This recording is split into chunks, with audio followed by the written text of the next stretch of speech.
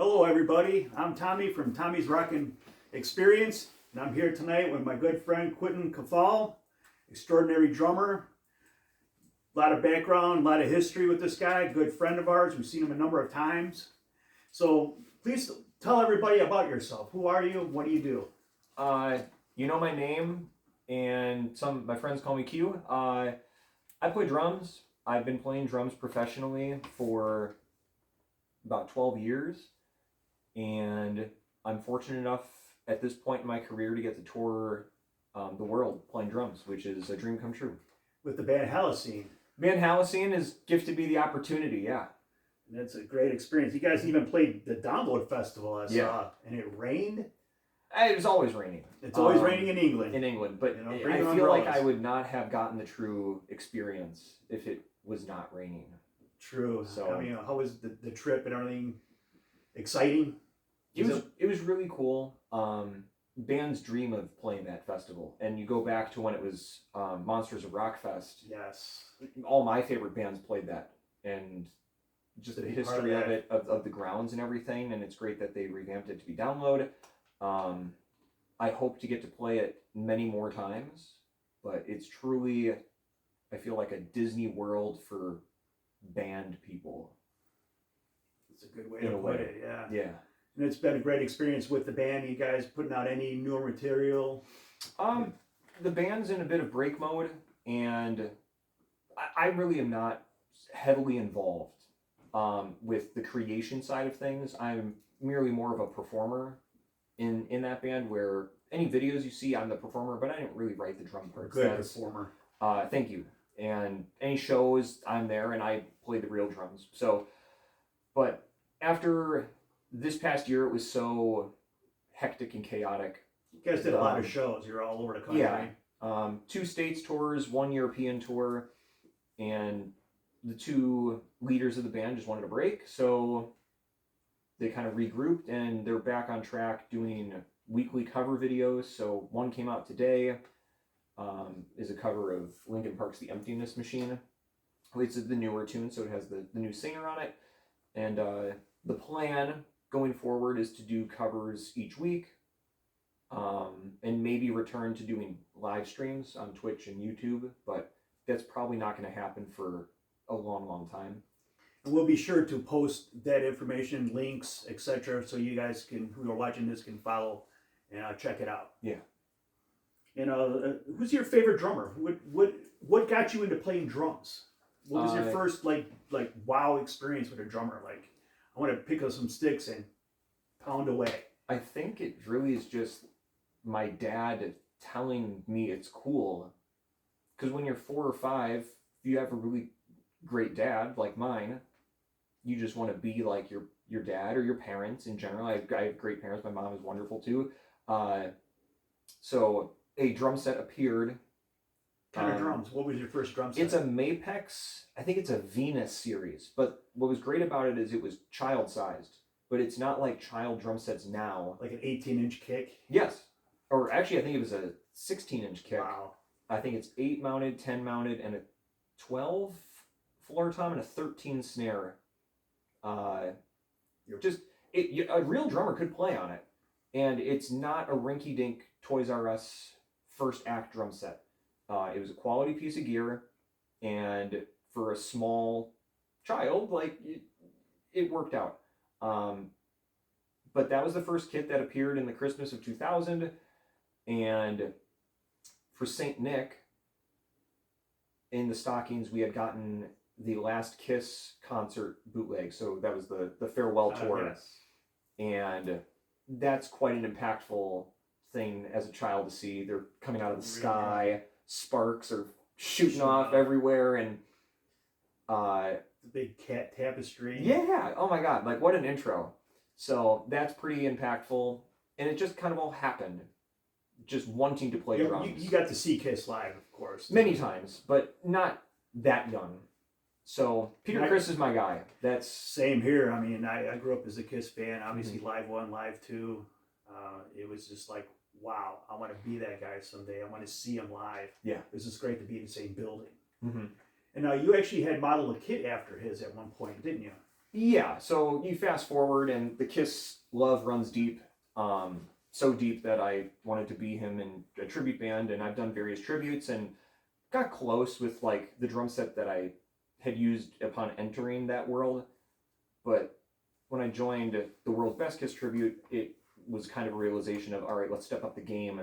Can we recreate a drum set? With the internet now, you'd see all these other people like replicating drum kits, and like, well, I want to have a crack at that. So what's a drum set that no one has really replicated yet? And I chose what he had called the World Drum Set, which he used from late 77 into early 1980. Love Gun, Alive 2, Dynasty era. It's gold and it has black stripes. Yes. Vertical black stripes on it. It's hard to see in some of the images. Yeah, gold. Yeah, kind of a strange choice. I remember seeing that kit up close, and I'm going, "Wow, that's what it really looks like." It's fiberglass shells. So I think I'm off on that because I keep looking for photos, and I think it was a wood kit. The fiberglass kit was definitely for the like the white kind of cortexy lenticular shell kit that was used for Destroyer and Rock and Roll Over. But I keep looking at photos because I still nerd out on Kiss stuff. You even had that symbol, that curved symbol stand. It's like, God, what a great detail. I bent it over this knee. Really? Yeah. You got a good curve out of it. It was excellent. It's a little curved, like they're all either way. A labor of love, and the fiberglass actually worked out because with the drum set, the band was based in Ohio, so it would just live in the trailer at all times. 4 seasons a year, the hot, the cold, the humidity, and everything. Fiberglass doesn't expand or contract; it just stays the same shape. The heads will contract, but really, that aside from some pitting on the chrome, the right choice, because a wood kit would have just been a mess. A mess. It would have humidity, hot, cold, eventual cracking. Yeah. So like for the nerds, like is it rat coming off? Exactly. Like is it? I like note for note identical piece of gear? No, but it's a functioning tribute kit. I was very impressed with the appearance of it. Thank you. It was awesome. Now with you. Obviously, you've done that, and you formed a band called Idol. What was the idea behind Idol? How did you form this band with the two other? You have a bass player and a guitarist, but you're not like your typical band. You don't really sing in any of these. They're heavy instrumentals. Yeah. My 2 bandmates and I have been playing together since 2012. Is when I met Nick, the bass player. And we had a series of hashings of bands. We all loved 80s hair metal, and that's really just what we kind of wanted to be. And when you're young like that, you just want to be your idols. So the idea of kind of doing your spin on that is what we were aiming for. Problem with doing a band like that is trying to find a kick-ass singer. And we just couldn't find anyone that was like as committed as us and as willing to put in the effort and the hours to be as proficient on their instrument as we were. So after 2 failed attempts, we kind of just regrouped and thought, why don't we just make instrumental music? We gel well together, and if Joe Satriani and Paul Gilbert and Trans-Siberian Orchestra can make careers of this, why can't we? So we had written 2 instrumental tunes and a couple other demos, but 2 really stood out, and we thought, how can we release what these? What were these 2 instrumentals called? The 2 instrumentals were what became BattleCry and Death's Door. And at the time, we named them those songs too. So those were working titles. And I personally just didn't feel like we had enough good ideas to roll it out at the time. And that was about 2016, I think. For me personally, my hired gun career was taking off, and I just kind of shelved everything, and they had their own jobs happening too. Like life is happening, so we kind of went our separate ways, and obviously we're still friendly, of course. But I then tried to form a different band in 2018, and brought up the idea: why don't we be superheroes? Kind of like the Watchmen, but let's write conceptual albums and be characters and have powers and everything. And that was a very short-lived conversation. But I hung on to it, fast forward, we're coming out of the pandemic, and I'm working on drum solo pieces. Yes, and you've done a few really good ones. And we could probably get to that. Yeah, he's got. But to kind of wrap up this story, I wrote down in my notebook a comic book drum solo because I'm a huge Batman fan. I think it'd be cool to maybe do something with that. I don't know what that would be. And it just, over time, I kept thinking about it more and more.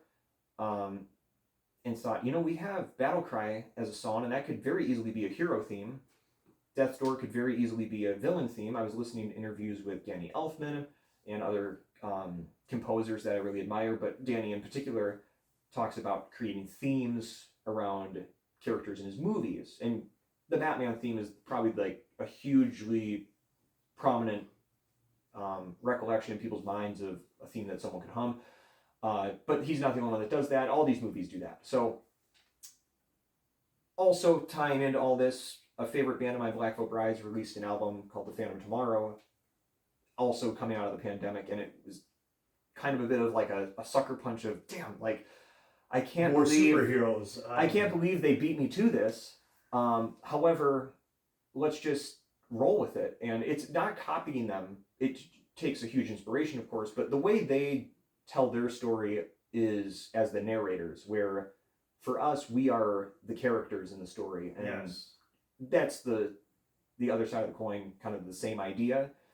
So that's really like the inception of Idol. I reached out back to the guys. I'm like, hey, I got this idea. What do we think about writing a story? And we all love Batman and everything. Like a comic book noir. Yeah, we all like Batman the Animated Series, which was a 90s cartoon about Batman. And it was geared towards children, but told pretty adult stories. And we grew up on that. So that is a huge influence. And the soundtrack for that too, that Shirley Walker made, is like ingrained in our minds. So that really is like in a long answer how Idol started and kind of came to be. And you guys started to come up with your ideas of the comic book. You came up with a series of 7 chapters of something called The Vengeance. Yeah. And you have chapters called Holiday for You, Exordium, Overcome, Battlecry, The Vengeance, Death's Door, and Afterglow. Now, like you started, your first one was Holiday for You, and it's in a club. These are like movies now. Each video which we'll have links to. They're like a little chapter, and it begins the story in Holiday for You. It's a little jazzy. You're in a nightclub. That's the vibe we're trying to set. And you're just doing a show, and appears some guy come walking in there.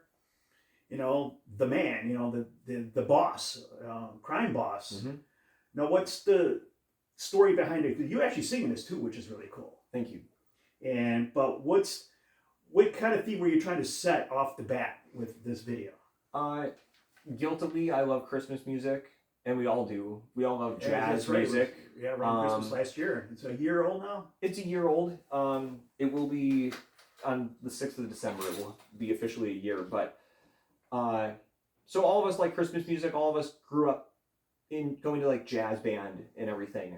And that's just a part of my musical identity that I don't get to flex as much. So thinking through the story, I thought about the duality of the Bruce Wayne type character and the hero Batman character. It would be kind of weird if the Bruce Wayne character was playing heavy metal. It just didn't really click to me. So I thought, tonally, what do like rich, sophisticated socialite type people listen to? Well, just like jazz and like classy music. So that's why that was chosen. And the point is to really just set the tone of like, here's these characters. Here's this Q Michael K guy, who's the focal point. Here's this Josephine Red character, who is a love interest. And then here's Conrad Dickard, who is kind of our kingpin. He gives an evil sort of vibe. He comes in with, like, he's got some clout, he had some street cred, obviously. Got he's the guy in charge. Yeah. The underworld boss. Yeah. Kind of feeling. And then your second video, then you come out Exordium, which is just like a killer instrumental featuring you and the drums, and what were you trying to tell in that story, but just through the music in that chapter? If you go to a musical or a theatrical production, you kind of get a like an overture of sorts, right? It shows you the theme of all the songs that are about to come, wrapped in one, like the main thematic points. So we all, Nick's mom in particular used to help with theater productions. The three of us worked on a wedding singer production years ago. So we also enjoy that style of like pit orchestra music and don't really ever get to do that. So what's the next step? Like, how could we set up the story? Like the Christmas tune, I could understand. It kind of throws people for a loop. I don't understand how this ties in. Like I said, the point is it establishes characters and faces. For Exordium, it sets up really the story, more so being this Q. Michael K character is like a rock star jazz guy, right? Like just a god on the drum kit. And the performances are amazing. They're worth watching. But again, we'll post videos of this, all the links that you can see on YouTube and all through his Twitter, his all your different accounts. Yeah. So definitely we'll check those out. We'll have links posted on that for you to check out. Mm-hmm.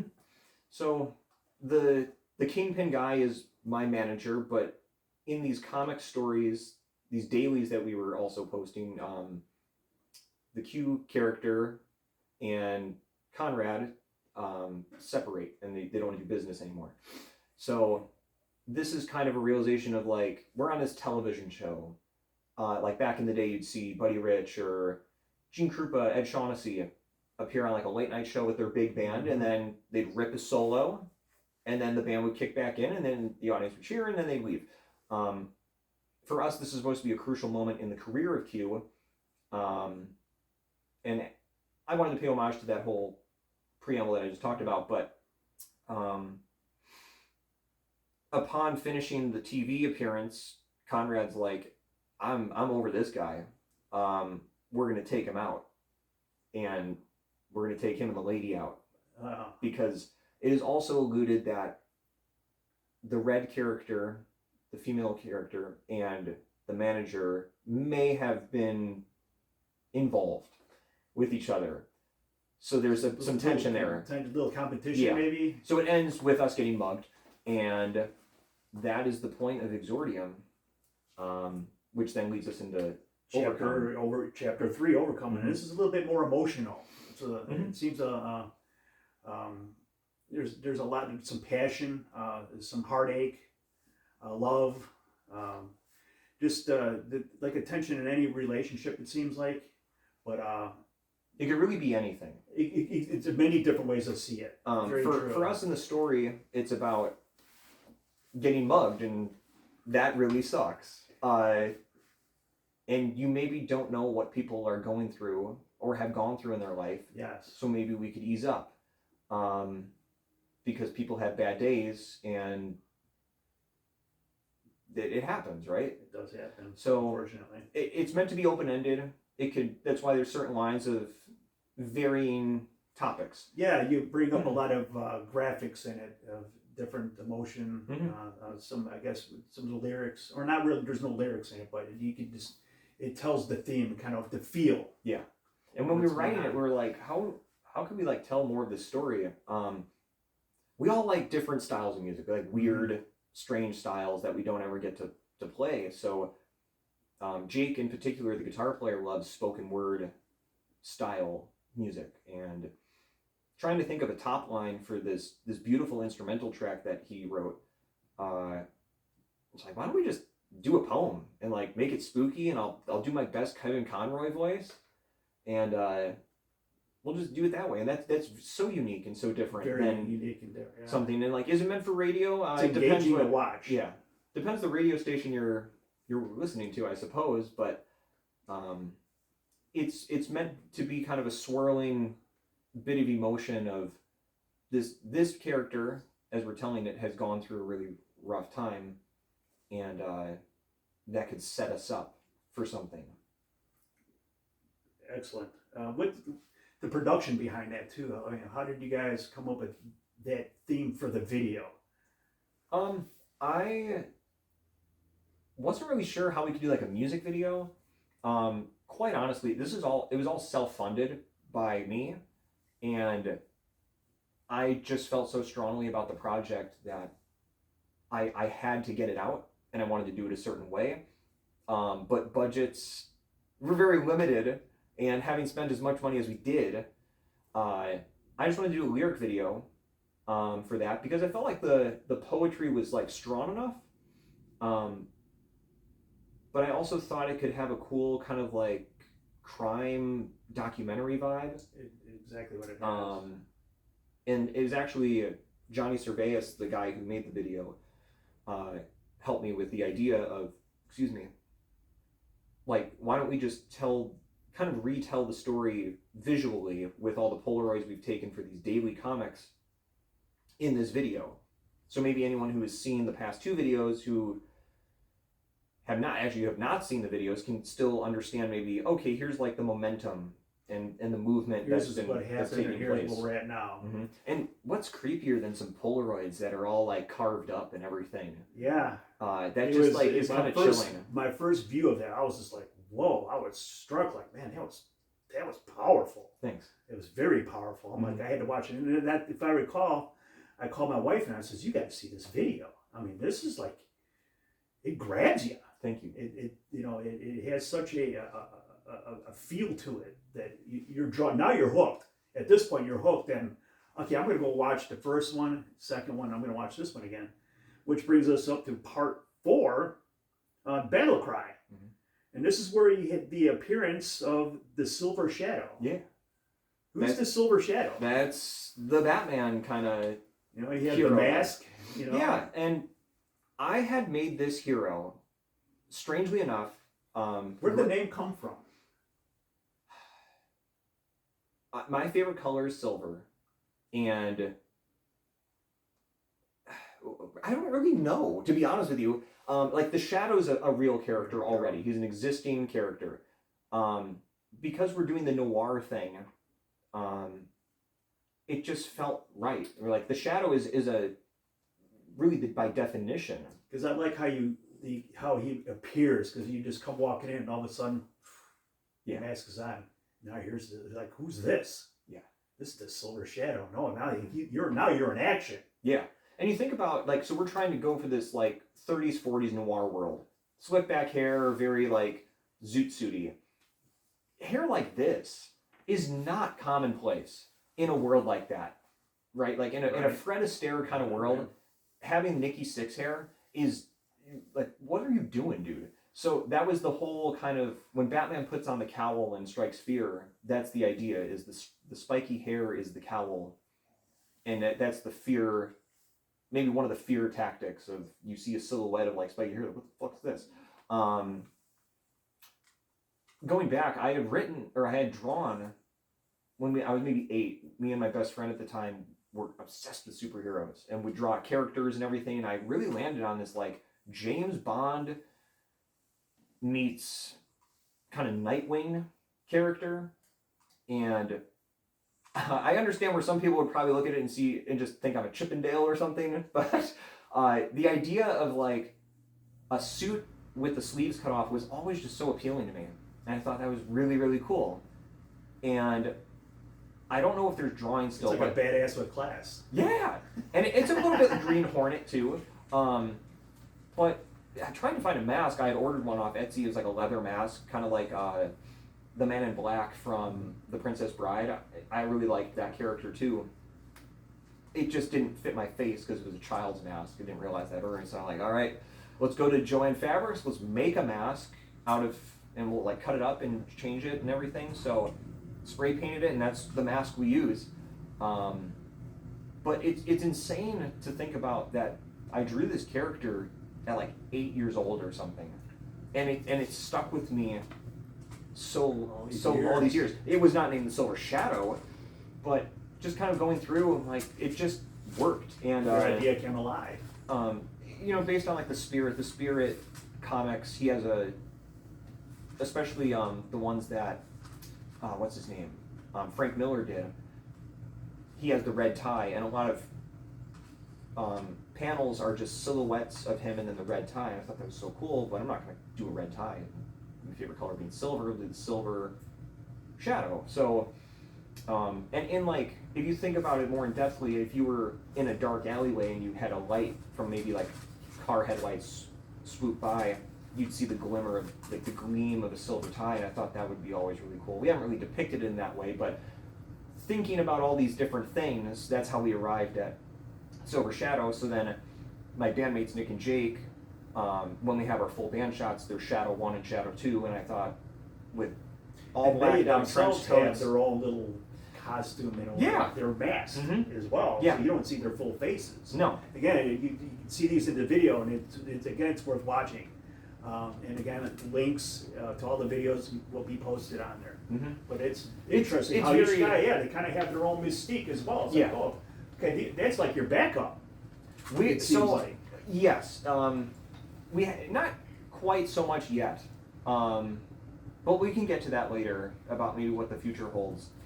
But visually, it just, I thought, worked so well together, and again, worked with the noir vibe. It looks kind of like the spirit meets the shadow meets, just the whole trench coat 30s 40s vibe that like everyone had. The hats and Mhm. the old, I forgot the name of the hat. It's a pretty timeless era, and like it feels fedoras. very like cozy and everything, at least to us. The long coats. Yeah, it's a great look, I think. So that's what Battlecry is kind of this emergence of, after Overcome, our main character Q has this epiphany of like, I need to. We should back up. There's daily comics to all of this too that tell the finer points in between each of the songs. The songs are the big points. Yeah, And you can kind of song, but you can like, kind of what's- grasp everything, but the comics themselves really flesh out what is happening. So in those comics, Q finds out as he's alone in the alley that he awakens and finds out Josephine Red is missing, and he finds out that he's been knocked out for so I see long. in the video too, in the background, you can see missing, posters. Yeah, she's It's missing, like- he's missing. There's shrines of him. So he's been knocked out apparently There's a long lot enough. to see these videos. You have to definitely take a look and see. Yeah, a lot of detail. So he just kind of makes this vow, like, I believe that she's still out there and I need to find her, no matter what it takes. But I have to be something more. People think I'm dead, so I can't just be walking around like I'm a ghost or something. So I have to become this other character, and that's why he becomes the Silver Shadow.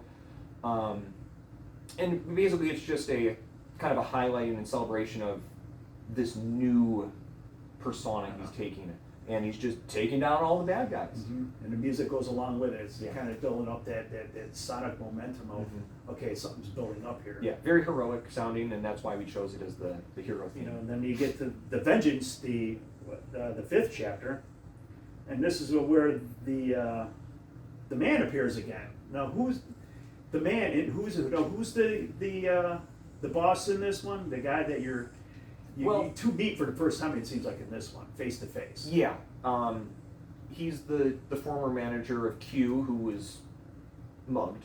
There's Conrad Dickard's decision. We find out in the comics that he is scheming, to open a gentleman's club. But it's a front for something else.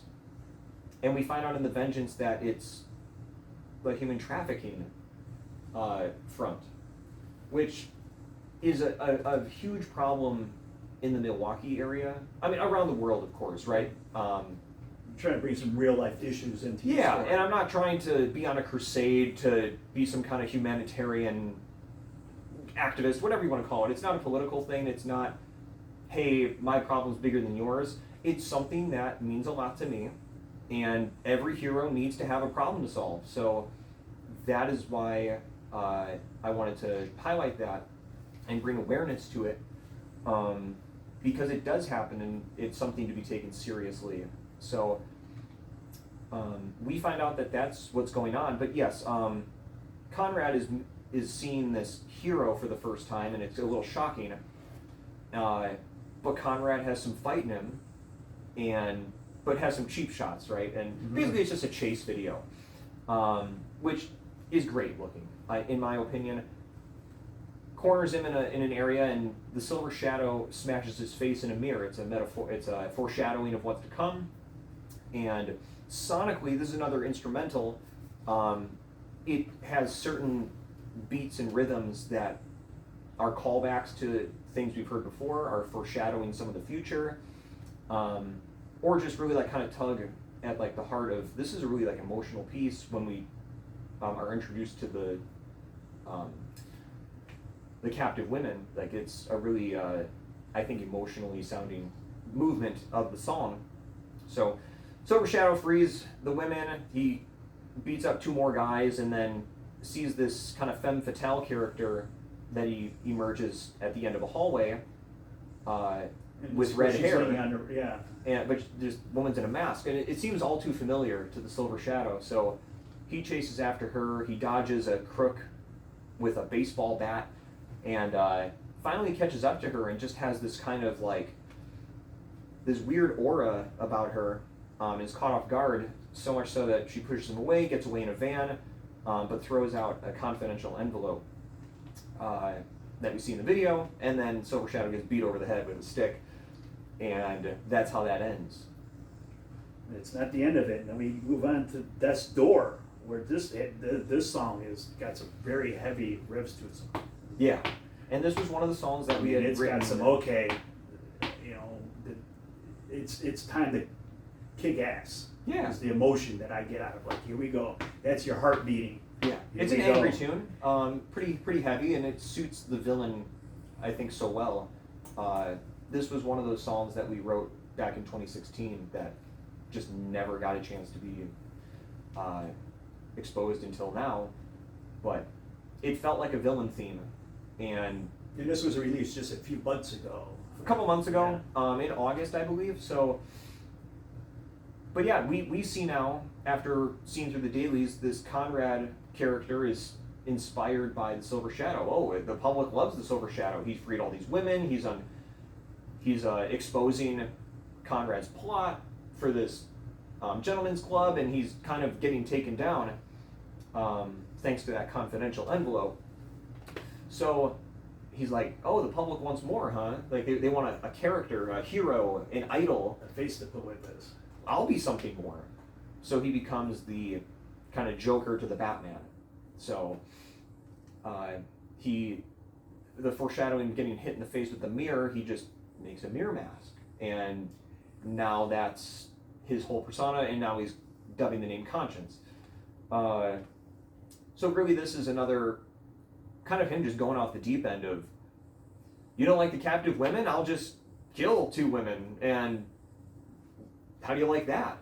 So like a very heavy topic, and I'm not trying to like make light of it, but it is like a heavy topical video paired with a heavy tune, and they just kind of duke it out more. Silver Shadow's uncovering more information about all of this. We see Conscience in action, and the dastardly things he's doing, and the video ends with the 2 kind of brawling, and big fight.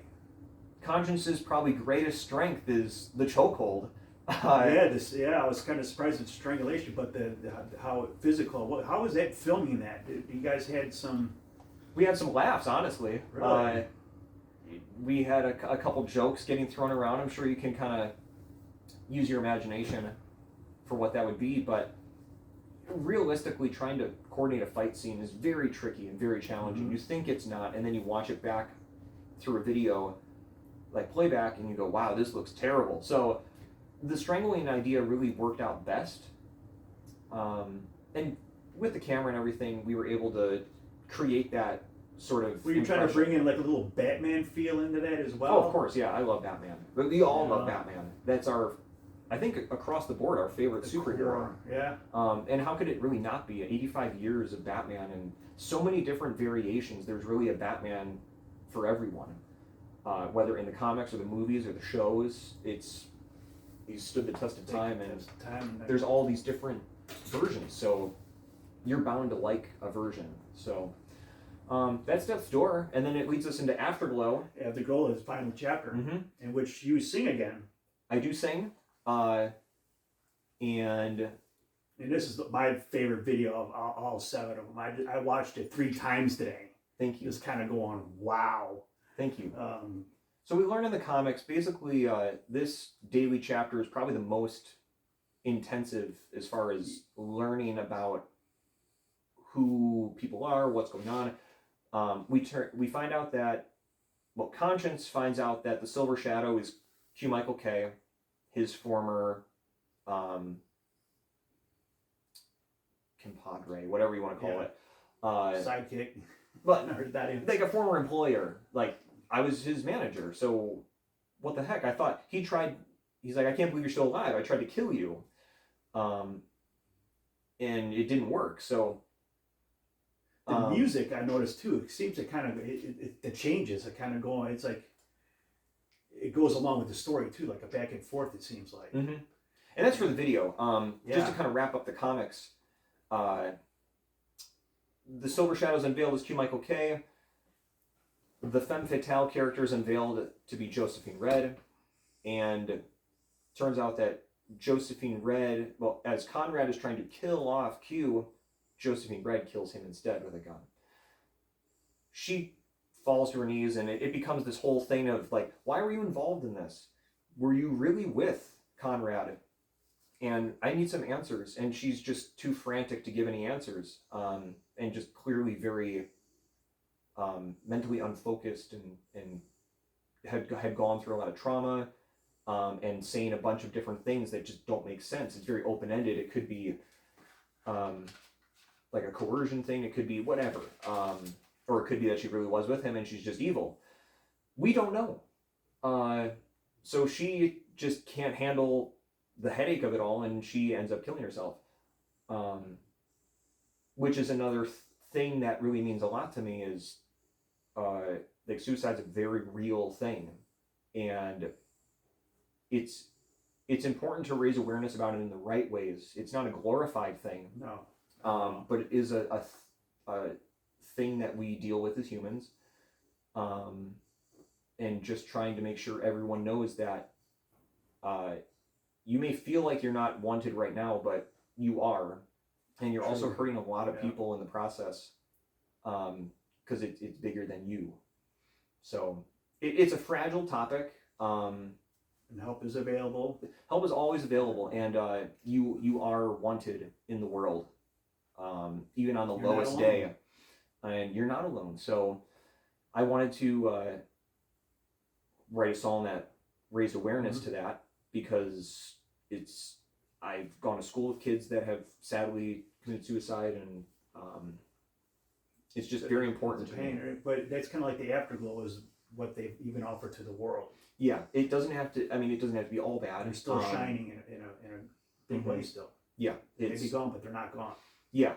So this poem I've had found is used a lot in on gravestones. And yes, I was going to bring ceremonies. a poem that you included in this. So that was really the springboard for this song. Is this poem I had come across really resonated with me, and we wrote a song around it.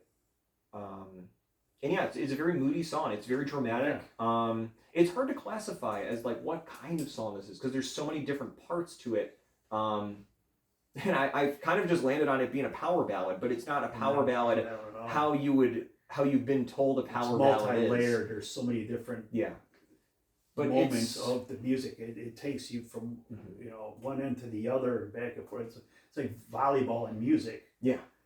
And it's really cool. I think it's a really cool journey. All lands in the same spot. Yeah. And yes, it's a singing. I sing again on it, and I really wanted to have a go at it.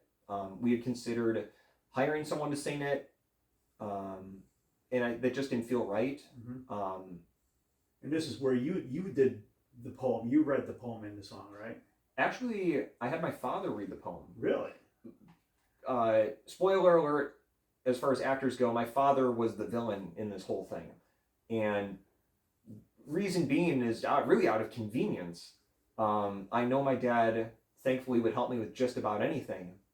and I kind of just told him, hey, you're going to be this villain in this this album that we're writing. But I think he can play a creepy guy. Like, and I know he was very uncomfortable about it, because there were some uncomfortable moments for sure when you deal with topics as heavy as we were. But he just made it happen. And he did it for his son. He sells the character, because even with that first video, it's like, oh, man, I mean, you know right away, he's somebody not to mess with, it seems like. So I thought it'd be really cool. He sells it right away. Yeah, I thought it'd be really cool if he read the poem. Yeah, it's you think about it from the concept story side of things, is he's dead too. You know, it's like, the focal point is that, oh, the love interest died, but it's also this other guy died. Just as traumatic of everything. So why not make it a bit more haunting and have him read the poem? Yeah, and the poem reads, I'd like the memory of me to be a happy one. I'd like to leave an afterglow of smiles when life is done. I'd like to leave an echo whispering softly down to the ways of happy times and laughing times on bright and sunny days. I like the tears of those who grieve to dry before the sun, of happy memories of me when life is done. It's written by Helen Lowry Marshall. So credit where credit's due. I didn't come up with that poem. A lot of people who were involved in the song thought I wrote it. I did not. How'd you come across that? People die, and you just go to funerals, and something you see, and it sticks with you. It sees, and it sticks with you. And I thought it was a really nice poem, and I thought it put a positive spin on a very brutal subject. It's a very tough subject, and again, help is available if you're grieving or help, need help. So unfortunately for us with this story, the superhero doesn't win, really. No. And I really wanted to tell a kind of a sad noir like that. It's very important. Sometimes reality just doesn't go the way you want it to, unfortunately, But in a way, this whole thing wins you over. As far as the visuals, the concept, the productions are amazing. Even in your last one, Afterglow, I remember you filled it up on top of a hill. Yes, and I wish it could have been seen better. There was. You're talking about making. Should we do a spoiler alert on it? Are you going to be doing a documentary possibly on that? We would like to do a lot of things with this. There is so much thought and effort that went into making this album possible that I feel it's worthy of a documentary. The problem is that, truth be told, I spent all the money on making the album. So there's no money to really make a documentary. And it's very important to me to pay talented people who are good at what they do to help see my vision through. And I have a certain standard of that I want to do something in relation to this band. I don't want it to just be some kind of like hodgepodge documentary, like a home video. It deserves more than that. Backline and I think story, it sets a tone. Concept. Yeah. So as much as I'd like to, I just don't think it's in the cards for the immediate future. We're talking about different ways to try and raise money. And this is not some sort of like woe is me thing. Tell us if people want to see this. Please let us know. Please comment in the videos and let us know if you're really interested in seeing this. I am. Yeah, I definitely like to see this. Thank you. I'm sure a lot of people would be that have been supportive and paid attention to the whole series of everything. But this is not a woe is me thing of, oh, poor Quinton, needs money or something. It's just fact of the matter is just that's just what happened. And that's what being an unsigned independent musician's life is like. A true artist. Yeah, you kind of lay it all on the line, and I don't want to do something if it can't be done the right way. And because you came out of nowhere in our lives. I mean, we saw you, in a band. We were like, oh wow, this guy's a great drummer. Then we started following you on, through Facebook and YouTube, and I again with those videos, Chopper and Phase were just like, holy, it's pure artistry. Thank you. And that's just showing your skills. I mean, this guy is a killer drummer. I mean, he does so many different styles. Again, you can tell your influences, your backgrounds, of who you grew up to, and your own thing. Thank you. And I love the variety of your drum sets. It's like every video is like a different cool drum set. I'm like, that's cool. That's the point. The variety. It's never the same thing, which is great. You have to follow you. You have Facebook, Instagram, TikTok, Twitter, any other sites. But everything we have will be posted in the comment section, so you can go ahead and click on those links, follow along, subscribe. Yeah, I think my favorite's probably YouTube and maybe Instagram. Instagram has a lot of creative features on it. Facebook nowadays feels more like a website, if anything. I know a lot of bands use their Facebook like a website, but Instagram, with the story features of everything, you can be a little more creative with that, and the postings of everything. It lends itself more to the artistic side of things. The problem with that is it's just kind of hard to find maybe information, or you would have to click on a link to exit you from the Instagram app. I see all the analytics. Hardly anyone clicks off on things, and maybe I'm calling out people a little bit, but hit that like button. The like means a lot. Sharing things is really like the best thing anyone can do, because just because you saw it and you're like, oh, big whoop, like it is a big whoop. It took a lot of time and effort, and that's no one's fault. If it doesn't resonate with you, totally cool. But these days with me, like I said, I mean, I do that myself. I look at videos, but like with your videos, I was engaged. I watched the whole thing. I streamed it to my 55-inch TV. I'm like, oh man, this is cool. You know, I've actually played it through my stereo. Oh dang, cool. You know, oh yeah, I cranked it up. I mean, we're talking 12, not 11. Heck yeah. But if anyone can help in any way, sharing is the most important thing in my eyes. YouTube's really great too, obviously, because that's the best way you're gonna see videos and see them all in a sourced area. And you can just follow you under Idol. Right now, the handle is @TheBandIdol. Unfortunately for Facebook, someone got to that early on, so Facebook is @IdolTheBand.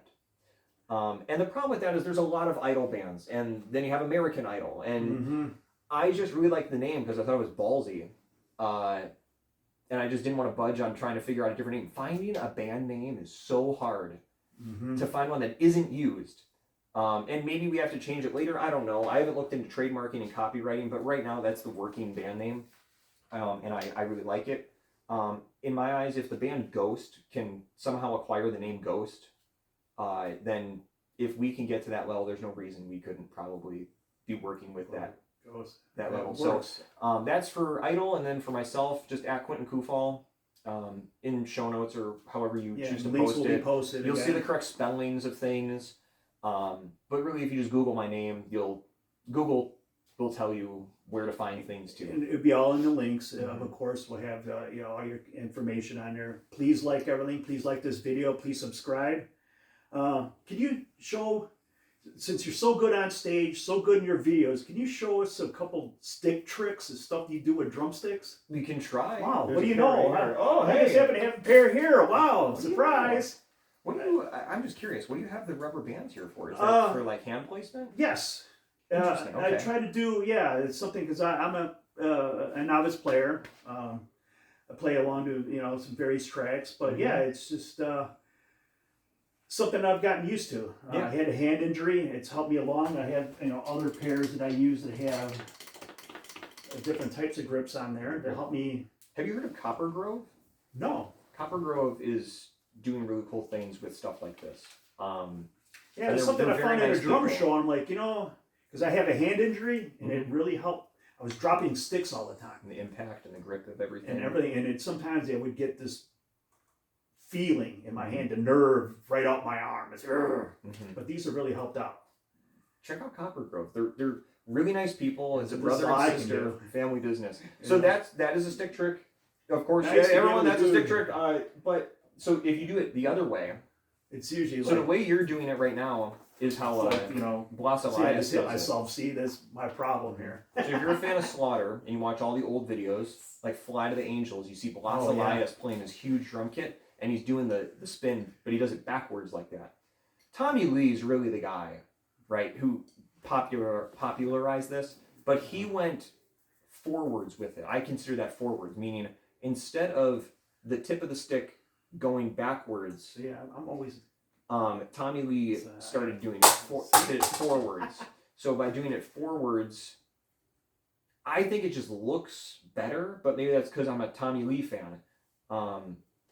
But to learn that, I just put the stick in between my index and my middle finger, and I would sit there for hours just getting used to what it felt like. What kind of sticks do you use? I use reject Vic Firth sticks because it's what I can afford.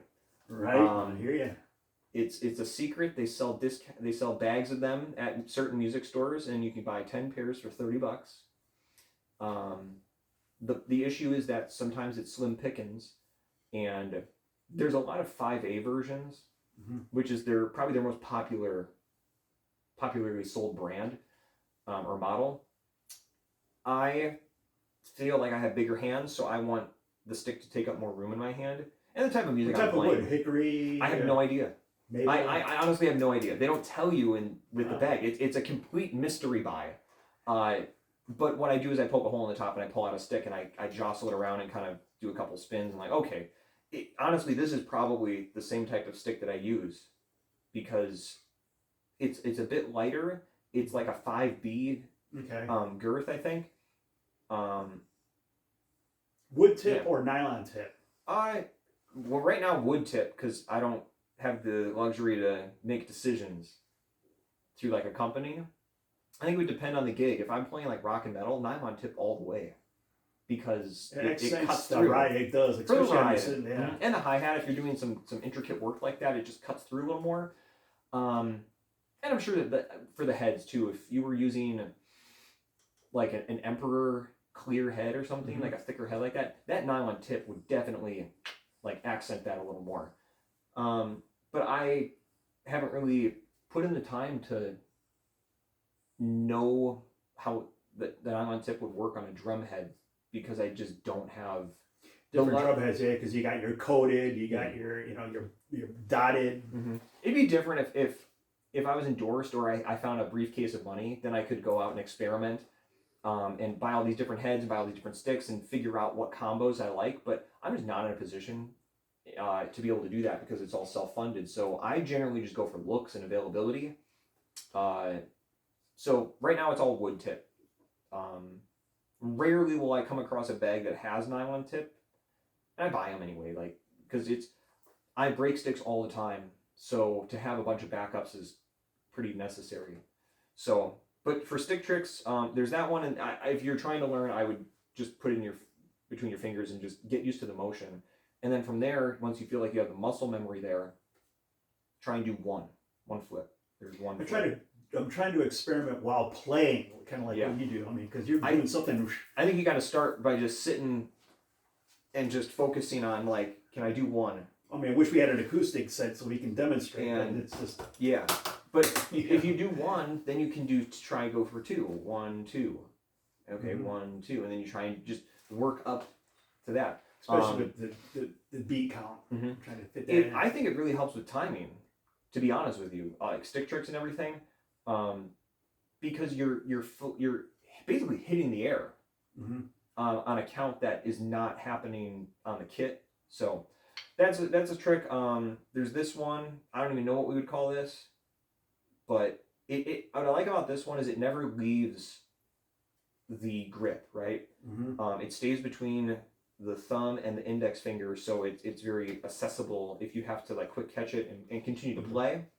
But for that, you do like the A-OK, the sticks in between the index and the thumb, and then you just spin it whichever way you want to go. My drum instructor used to spin it forwards, or I guess that'd be backwards, forwards, whichever way you want to call it in your head. He would go opposite what I personally do, and I just never quite grasped that. So I totally ripped this off from a friend of mine, Frankie Trash. I saw him when I was 13 with the band Cherry Pie up in Wisconsin. They're a very like premier 80s hair band, cover band. Warrant? They really don't play any Warrant. Wow. I thought I was going to go see this show and hear a bunch of Warrant. No. They didn't play any Warrant. I think they walked out to Cherry Pie and then they just played everything but Warrant.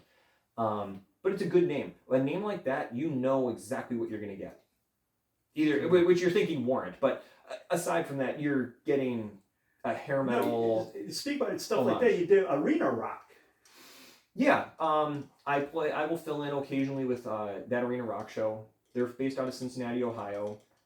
My tie with being in the World's Best Kiss tribute band helped me get to know those guys because they were both Ohio-based bands. So That Arena Rock Show would come to shows we'd have at JD Legends down in Dayton, and they're just super friendly. Nick, who runs the band, is a gem of a human, and put together his own band. But by the time I met them, it was like a fetus. And he has grown this band to be such a premier What kind of songs he got? talent. It's like a cover. It's covers. Not a tribute, but a cover. It's a tribute, like maybe an homage. I wouldn't call it a tribute though, because it doesn't tribute to a T anything. It's celebrating certain iconic moments in the history of like arena rock. So they'll cover TNT by AC/DC. They bring out the box that Angus Young would pop out of. Okay. The giant TNT box. For covering Quiet Riot, they have the mask with the red straitjacket, like they used in a couple of their videos. If they do AC/DC, the singer will wear the hat and like a jean vest and kind of celebrate that. Guitarist wears an Angus Young schoolboy outfit, and they have costume changes, and it's Get way that visual more flavor along with. Mm-hmm. It's amazing because you get identified too. You'd be like, oh, yeah. I know that song, but who band is it? Then you see somebody with that hat or that costume. Oh, that's that band. That's, like you said, Quiet Riot. Because he's coming out with that mask and that straitjacket and whatever. You know. And it shows a bunch of people who maybe don't know, because there's a lot of kids that go to these shows too, and they maybe have no idea. They didn't get to watch the videos or anything. Their parents didn't show them, and they can go, "What is that?" They have a guillotine now, like Alice Cooper, and they chop the head off. It's so cool. They just have all the toys, and they celebrate those types of moments. They have Ozzy bite the head off the bat. Van Halen, the singer Tristan, will jump off of the riser and do split kicks and everything. They're so good, and they're so talented. It's really a fun time. You guys have a lot of shows coming up with that or anything? They are always booked. For me, I just fill in here and there. I get to join them the 13th and 14th of December. We're going to be in Kansas both days. Wichita is, I think, the 13th, and I don't know the other date or where the other city is in Kansas on the 14th, but they're a fun band. Yeah. Oh, that's awesome. And you have a show coming up next week. Yeah, so I don't know when you're going to post this, but Black Friday is, I do a solo drum show, basically to just celebrate all my favorite drummers. I feel like they're drummers that are widely represent the rock and metal genre and are kind of a household name. Mike Portnoy, Neil Peart, Lars Ulrich, Taylor Hawkins, drummers that are either no longer with us or powerhouses that are still doing the thing. So what I feel like is special about the show is I pick songs that no one would really play ever. So what songs are those? Like Panic Attack by Dream Theater, Mobile Strangiato by Rush, a lot of Dream Theater epics, because it's so hard to cover that as a band, dude. They're just the not. time signatures are a little.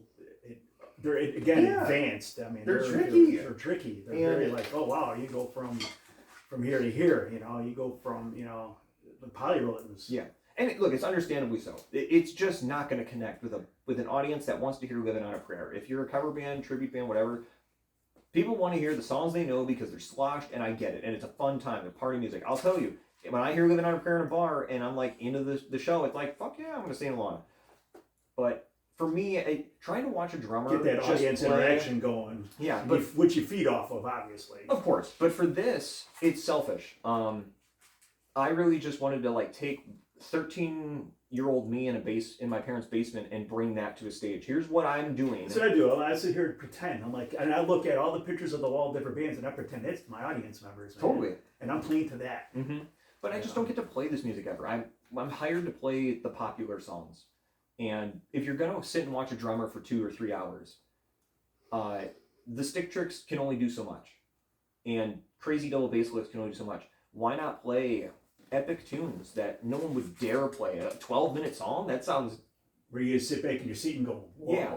So it's a weird kind of storyteller meets MTV Unplugged vibe meets a drum clinic. And it's not to like toot my own horn. It's just, this is music I love to play, and I don't ever get to play it except for times when I have solo shows. So I've been very fortunate that people have shown up, and people like it enough to keep showing up, and that bars are willing to like take a chance on it. And that really got me through 2021, to be honest with you. Like, I reached out to a number of places as the pandemic was reopening, or as things were opening from the pandemic.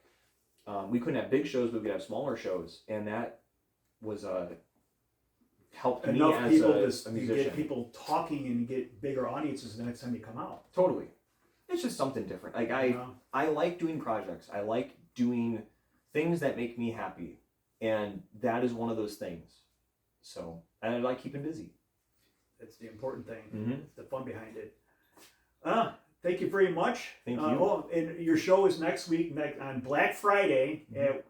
It's at Brewfinity. Brewfinity. I can't even pronounce. I can knock out my. It's like a tongue twister. It is. It's a tough one. But a link will be posted for this show as well. We do invite you to come out and check this out. See them live. Thank you. It'll be great. The folks that host the show are super respectful.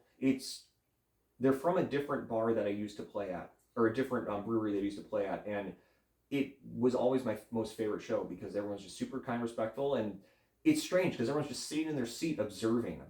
And it's not, I mean, I want to roar and rip roaring crowd as much as the next guy, but no one's rude. And that, above all, means the most.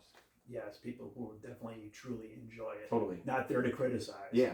But if you're, look, there's like no cover. If you got nothing going on and you're sick of Black Friday shopping, why not come out? It's in Oconomowoc, Wisconsin. I don't have the exact address, but the event link will have that. We'll have that posted in the comments as well. Mm-hmm.